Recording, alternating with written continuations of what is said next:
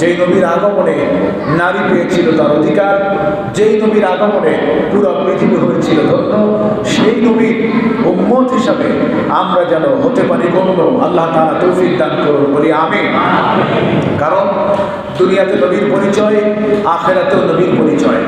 যদি আখিরাতে নবীর পরিচয় দিতে না পারি, যদি বলতে না পারি আলমে বারজাখের জিন্দেগিতে যে আমার নবী মুহাম্মদুর রাসূলুল্লাহ সাল্লাল্লাহু আলাইহি ওয়াসাল্লাম, যদি এই প্রশ্নের উত্তর দিতে না পারি, কবরের জিন্দেগি আপনার আমার জন্য জাহান্নামের গর্তে পরিণত হয়ে যাবে।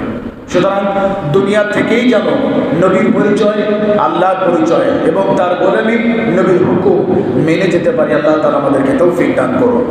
সম্মানিত ভাইরা, যুলকদ মাসের আজকে 17 তারিখ, আর বেশি দিন বাকি নেই।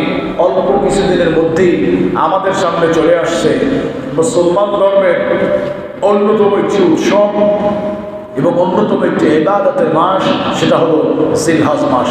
আর এই জিলহজ মাসে রয়েছে মুসলমানদের ইতিহাস জড়িত, মুসলমানদের ত্যাগের মাস, মুসলমানদের আল্লাহর নৈকট্যের মাস হলো জিলকদ মাস।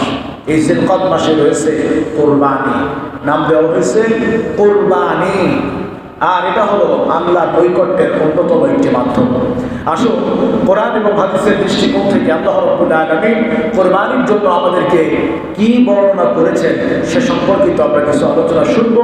আল্লাহ রাব্বুল আলামিন যেন আমাদের কথাগুলি বোঝার মতো তৌফিক দান করেন এবং আমাকে বলার মতো তৌফিক দান করেন, বলি আমিন।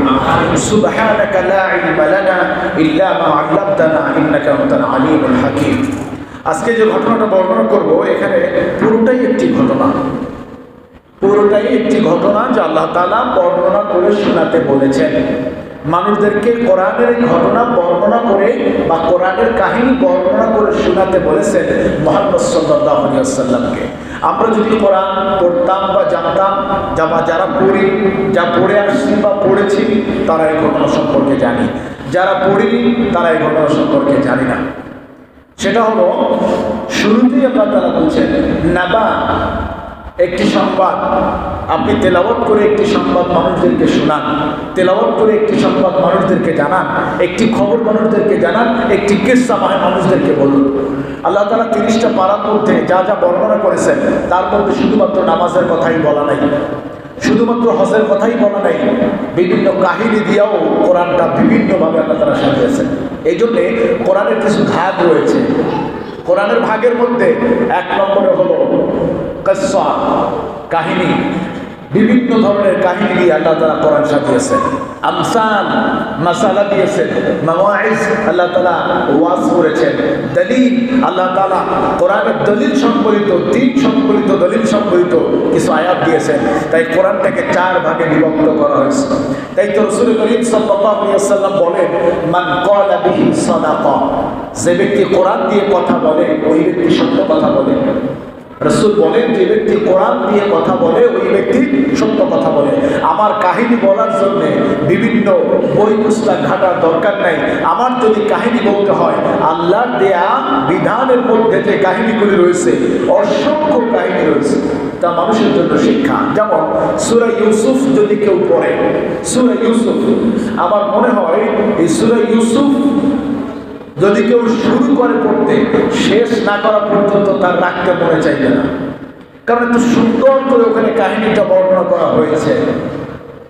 এরকম অসংখ্য জায়গার মধ্যে যে কাহিনীগুলি রয়েছে, যা মানুষ শুরু করলে শেষ করতে মনে চাইবে না।